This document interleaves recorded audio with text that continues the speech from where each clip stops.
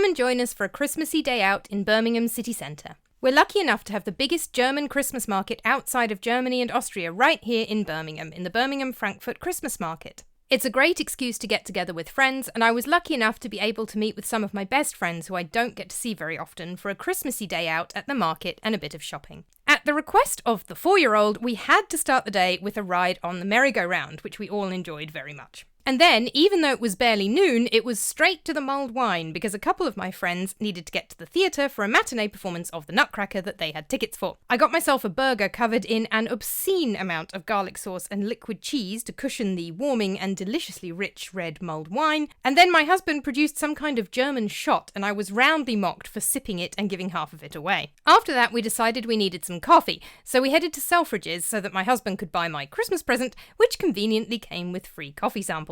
Having perked up again, we headed to Waterstones because my friends and I never go shopping without paying homage to a bookshop, and I was really happy to find the 90th Rupert Annual in the children's section. My parents have been buying me a Rupert Annual anytime they can find one every year since I was a toddler, and I collect them, but we couldn't find one last year. Then my friends with the theatre tickets took themselves off to the ballet, and we went for sausages for those of us who hadn't had lunch yet, before doing a bit of general shopping. On the bridge, halfway between Grand Central and the Bullring Shopping Centre, we stopped in a Cafe Nero because I wanted gingerbread latte and cake, which was delicious, and it felt good to sit down and breathe for a bit out of the crowds.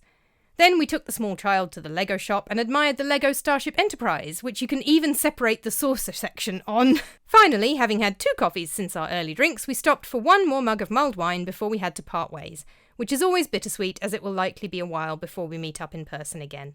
We went home full of Christmas cheer despite getting stuck in horrendous traffic and being very late back.